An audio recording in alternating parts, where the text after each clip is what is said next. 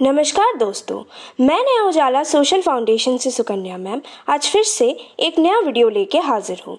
इस वीडियो में हम लोग द ह्यूमन ब्रेन यानी मानव मस्तिष्क के बारे में जानकारी प्राप्त करेंगे। So what is human brain? मानव का मस्तिष्क क्या है? The brain is the most complex part of the human body.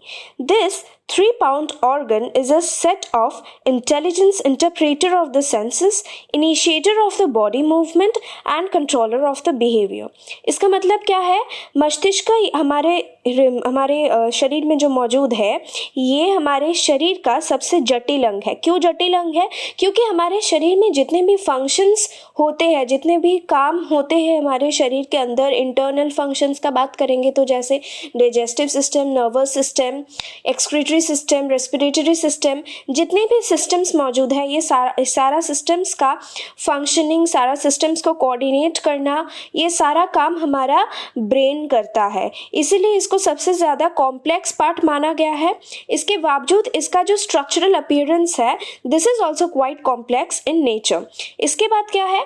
Lying in its bony shell and washed by protective fluid, the brain is the source of all the qualities that define our humanity. The brain is the crown jewel of human body. अब brain को हमारे body का crown jewel क्यों कहा गया है या फिर मुकुट रत्न क्यों कहा गया है? क्योंकि हमारे शरीर में जितने भी फंक्शंस होते हैं सबको ये कोऑर्डिनेट करता है। ये तो सबसे पहला पार्ट है। दूसरा पार्ट क्या है? दूसरा पार्ट ये है कि हमारे शरीर के जितने क्वालिटीज़ है, जितना फंक्शनल क्वालिटीज़ है, इसको भी ये डिफाइन करता है। इसके अलावा हमारे शरीर में कोई भी रिफ्लेक्सेस हो, हम कोई भी चीज़ को कैसे रिस्पॉन्ड करेंगे, हमारा सेंस ऑर्गन्स कैसे काम करेगा, इसका भी बेसिस, इसका भी जो कोऑर्डिनेशन है ये भी हमको ब्रेन से मिलती है। Now next part is an introduction to the brain. इसका मतलब मस्तिष्क का परिचय हम लोग छोटे से पार्ट्स में करेंगे। On an average an adult brain weighs between 1 kg to 1.5 kg. It is mainly composed of neurons, the fundamental unit of the brain and the nervous system. Recent estimates have suggested that the brain contains anywhere between 86 billion to 100 billion neurons. इसका मतलब क्या है? इसका मतलब है कि एक वयस्क मस्तिष्क जो है, वयस्क मस्तिष्क का and mature brain and adult brain, इसका वेट क्या है? 1 किलो से लगभग कितना है? 1 किलोग्राम से 1.5 किलोग्राम तक इसका वजन है। इसके बीच में इसका वजन रहता है। और मस्तिष्क जो है ये ज़्यादातर स्नायुशस या फिर न्यूरॉन्स से बनते हैं और न्यूरॉन्स को ये ब्रेन्स का फंडामेंटल यूनिट माना जाता है और नर्वस सिस्टम का फंडामेंटल यूनिट माना जाता है। क्यों? फॉर एग्जाम्पल अगर हम लोग कोई गर्म चीज़ छूते हैं तो सबसे पहले रिसेप्टर सेल्स, हमारे स्पाइनल कॉर्ड में मौजूद रिसेप्टर सेल इसको क्या करते हैं? ये स्पाइनल कॉर्ड के जरिए हमारे सर तक जाती है। सर में जो न्यूरॉन्स है वो जुड़ते हैं, जुड़ के हम लोगों को ये सिग्नल देता है कि हम जो वस्तु को छू रहे हैं वो गर्म है या ठंडा है, और उसके हिसाब से अगर वस्तु गर्म होता है तो हम अपना हाथ उससे हटा लेते हैं।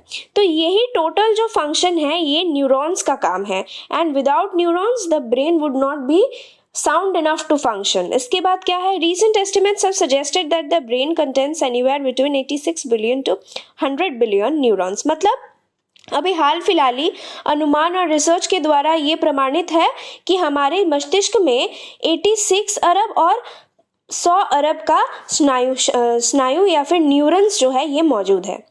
Next, chores of the brain in an nutshell.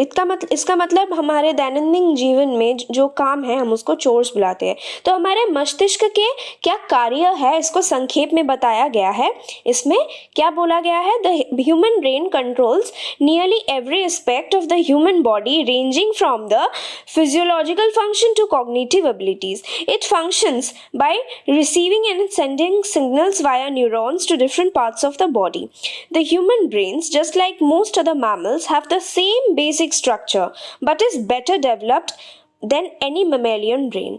इसका मतलब क्या है, हमारा ह्यूमन का जो ब्रेन है ये सबसे ज़्यादा डेवलप्ड है। बाकी जो मैमल्स है, जो स्तनधारियों है, इससे भी ह्यूमन यानी इंसानी जो दिमाग है ये सबसे ज़्यादा डेवलप्ड है, सबसे ज़्यादा उन्नत है, सबसे ज़्यादा फास्ट है। तो इसके बाद क्या कहा गया है, ह्यूमन ब्रेन जो है ये हमारे शरीर में जितने भी काम है, फिजियोलॉजिकल यानी शारीरिक क्रियाएं जितने हैं, इसके अलावा जितना दिमागी क्रिया है यानी कि जितना मेंटल फंक्शंस है, जितना कॉग्निटिव फंक्शंस है, ये सारे यानी कि नियंत्रण करने वाली जितने फंक्शंस है, फॉर एग्जांपल वॉलंटरी फंक्शंस, मतलब हार्ट की मूवमेंट जो है ये इनवॉलंटरी है, मतलब ये हमारे हाथ में नहीं रहता है, हम इसको कंट्रोल नहीं कर पाते। लेकिन फॉर एग्जांपल अगर हमको मच्छर काट दिया तो हम अपना हाथ हिलाते हैं, so this is called the involuntary functions, मतलब जो काम हमारे कंट्रोल में रहता है, जो हमारे बॉडी पार्ट्स का मूवमेंट कंट्रोल में रहता है, उसको वॉलंटरी कहा जाता है, वॉलंटरी मूवमेंट।